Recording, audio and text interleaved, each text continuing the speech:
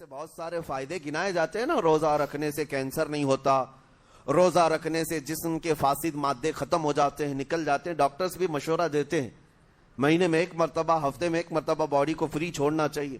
تو یہ تو جسمانی فائدے تو رکھے گئے ہیں, لیکن اگر تم روزہ اس نیت سے رکھ رہے ہو کہ میری باڈی صحیح ہوتی رہے, تو گویا کہ تم تو اپنی دنیاوی غرض سے روزہ رکھ رہے تھے. یہ فائدے تو ملنا ہی ملنا ہے, یہ فائدے یوں بھی ملیں گے اللہ تعالیٰ کی طرف سے آپ کو, لیکن نیت وہ نہیں. روزہ رکھنے کی نیت یہ ہو کہ میرا رب مجھ سے راضی ہو جائے اور مجھے رب تبارک و تعالیٰ کا خوف اور تقوی حاصل ہو جائے. نیت میں برکت ہے, اور جن کاموں کو آپ اچھی نیت سے کریں گے اسی طرح ان کاموں میں اثر بھی پیدا ہوگا. روزہ رکھنے سے پہلے آج نیت یہی کریں کہ مولا تعالیٰ یہ روزہ میرے تمام برے اعمال کے لیے کفارہ ہو جائے, یہ ڈھال بن جائے. جانتے ہیں آپ اپنے نفس امارہ کو روکنے کا سب سے بہترین آلہ بھوک ہے. بھوک, جتنا آدمی بھوک کے ذریعے سے اپنے نفس کو مار سکتا ہے دوسری کوئی چیز نہیں. آپ دیکھیں اس رمضان المبارک میں بہت ساری حلال چیزیں آپ کو حرام کر دی گئی ہیں, یعنی سحری سے لے کر افطاری تک.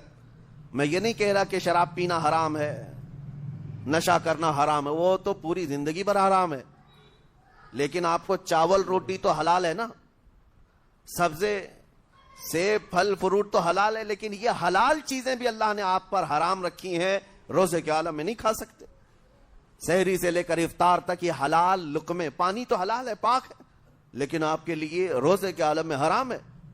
اسی طرح شادی شدہ مرد اپنی عورت کے ساتھ زندگی بھر کبھی بھی جمع کر سکتا ہے, رات میں سو سکتا ہے, لیکن حالت روزہ میں وہ حلال کام بھی حرام ہے. حلال کام بھی حرام ہے, اپنی عورت سے جمع کرنا حالت روزہ میں کیوں روکا گیا؟ کھانا پینا بھی حلال تھا, عورتوں کے ساتھ شباشی بھی حلال تھی, لیکن روزے کے عالم میں ان حلال چیزوں کو روکا گیا. تو آپ سوچ سکتے ہیں اس چیز کو, سوچ سکتے. وجہ یہ ہے کہ حلال چیزوں سے آپ کو روک کر بڑے حرام چیزوں سے بچانا مقصود ہے. آج اگر اپنے آپ میں اتنا کنٹرول کر لے جاؤ کہ چند حلال چیزوں سے دن بھر بچ سکتے ہو, انشاءاللہ رمضان کے بعد بڑی حرام چیزوں سے بھی اللہ آپ کو محفوظ رکھے گا. میرے عزیزو, برا ہے ان لوگوں کا جن کو میرے آقا صلی اللہ تعالی علیہ وسلم نے دعائے ہلاکت فرمائی. اس سے بدنصیب کوئی ہو سکتا ہے جن کے لیے رسول رحمت صلی اللہ تعالی علیہ وسلم کی دعائے ہلاکت ہوئی ہو؟ حضور صلی اللہ تعالی علیہ وسلم ایک دن مسجد نبوی شریف میں تشریف لے جا رہے تھے. منبر پر آپ نے قدم رکھا, آمین کہا, پھر دوسرے زینے پر قدم رکھا, آمین کہا, تیسرے زینے پر قدم رکھا, آمین کہا. خطبہ مکمل کیا, صحابہ نے پوچھا یا رسول اللہ صلی اللہ علیہ وسلم ہر زینے پر آپ قدم رکھتے ہوئے آمین کس لیے کہہ رہے تھے؟ سنو, رسول پاک صلی اللہ علیہ وسلم ارشاد فرماتے ہیں کہ میں جب پہلے زینے پر قدم رکھا تو سید الملائکہ جبرائیل امین آئے اور دعا کرنے لگے. کیا دعا کیا؟ یوں کہا, یا رسول اللہ صلی اللہ علیہ وسلم وہ شخص ہلاک و برباد ہو جائے جو آپ کا نام سنے اور پھر اس کے بعد درود نہ بھیجے. حضور فرماتے میں نے آمین کہا. حضور کا نام سنتے ہی آپ کی زبانوں پر درود آ جانا چاہیے. اللہم صلی علی سیدنا محمد وآلہ وصحبہ وبارک وسلم. میرے آقا فرماتے ہیں دوسرے زینے پر قدم رکھا تو جبرائیل امین نے یوں کہا, یا رسول اللہ صلی اللہ علیہ وسلم وہ شخص ہلاک و برباد ہو جائے جو زندگی میں اپنے ماں اور باپ میں سے کسی ایک کے بڑھاپے کو پایا اور ان کی خدمت کر کے جنت نہیں حاصل کر سکا بلکہ ان کو ایسے ہی چھوڑے رکھا, ایسا شخص برباد ہو جائے. حضور فرماتے میں نے آمین کہا. پھر جبرائیل امین نے کہا, تیسرے زینے پر قدم رکھتے ہی میرے آقا فرماتے ہیں جبرائیل نے یوں دعا کی کہ اے اللہ کے رسول وہ شخص ہلاک و برباد ہو جائے جو رمضان کا مہینہ پایا لیکن اس کا ادب نہیں کر سکا, اس کا احترام نہیں کر سکا. حضور فرماتے میں نے اس پر بھی آمین کہا. جس کی ہلاکت کے لیے جبرائیل امین دعا کر رہے ہوں اور اس دعا پر سید الانبیاء آمین کہہ رہے ہوں, ایسے شخص کی بربادی کا کیا انجام ہو سکتا ہے؟ وہ کتنا بد نصیب ہوگا. اسی لیے میرے عزیزوں, مسلمانوں میں یہ رواج ہی نہیں ہونا چاہیے کہ اٹھ کر کے پوچھتے رہیں روزہ ہے کہ نہیں ہے, روزہ ہے کہ نہیں ہے. मुसलमान है तो रोजा है, और ये कोई ऑप्शनली इबादत नहीं है कि 4 रख लिया 2 नहीं रखा, ऑप्शनली नहीं, ये फर्ज ऐन है।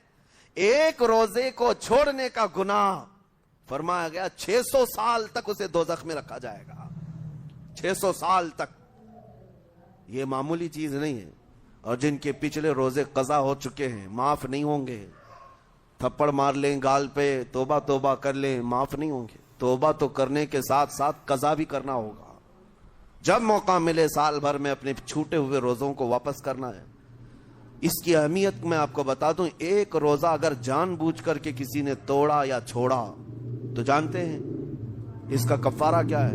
इसका कफारा यह है कि इसके बदले में दूसरे दिनों में 60 रोजे कंटिन्यू रखे। रमजान का एक रोजा पूरा करने के लिए 60 रोजे रखने पड़ जाएंगे। हाँ, अगर किसी उज्र की वजह से, किसी तकलीफ की वजह से छोड़ा था, बीमार था या सफर में था या तकलीफ की शिद्दत थी, इस वजह से रोजा छोड़ा था, तो उसके बदले में एक रोजे की कज़ा एक ही रोजा होगी। लेकिन बगैर किसी उज्र के, शहवत की वजह से, नफ्स परस्ती की वजह से तोड़ा था या छोड़ा था, तो फिर 60 रोजे रखने पड़ जाएंगे। इससे अंदाजा होता है कि एक रोजे की अहमियत क्या है रमजान के। इसीलिए मेरे अजीजों, ये रोजे आसान हैं, रोजे आसान हैं, इसको रख लो, इसकी जजा बहुत बड़ी है, इसकी जजा बहुत बड़ी है। वैसे भी आप दूसरे दिनों में लेट नाश्ता करने के भी आदी हैं। मुंबई वालों का तो हाल ये ही है, 12 बजे के बाद 1 बजे 2 बजे तो इनके नाश्ते होते हैं। दोपहर का खाना तो शाम 5 बजे हो रहा होता है। बस वो नाश्ता स्किप करना है, दोपहर के खाने जो आपके होते हैं उससे और थोड़ा एक्सटेंड कर लें तो इफ्तारी का वक्त आ जाता है।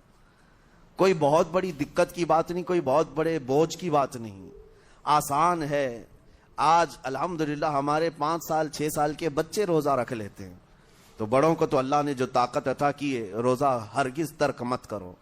लेकिन साथ में मैं आज ये मैसेज जरूर दूंगा, नीयत ये करो कि मुझे तकवा मिल जाए, मुझे परहेजगारी मिल जाए। और ये आपको खुद चेक करना होगा। रोजाना रात को नमाज में खड़े हो जाओ तरावी के, देखो कि कितनी तब्दीली आ रही है। आज मैंने रोजा इफ्तार किया, मेरे अंदर बदलाव आया कि नहीं आया? और अगर नहीं आ रहा है, कोई तब्दीली नहीं आ रही है, तो इसका मतलब है आप तकवा नहीं हासिल कर रहे, आप तो रोजमर्रा की रूटीन पर चल रहे हो। रूटीन पर चलने का मतलब ये रोजा नहीं है। रोजा तकवा देकर जाता है बंदे को, रोजा खौफे खुदा देकर जाता है बंदे को। इसीलिए मेरे अजीजों, आज देखें आप बहुत सारी बुराइयों से रमजान में बच जाते हैं, थोड़ी और मेहनत की जरूरत है। हमने देखा है बहुत सारे घरों में, बाकी अय्याश घरों की मुझे कोई वो नहीं है, उनसे कोई लेना देना नहीं, लेकिन नॉर्मल मुसलमानों के घरों में भी होता यह है, औरतें बच्चों को तलकीन करना शुरू कर देती हैं, गाने बंद करो, टीवी बंद रखो, बहुत सारी चीजें बंद रखो कि रमजान आया हो।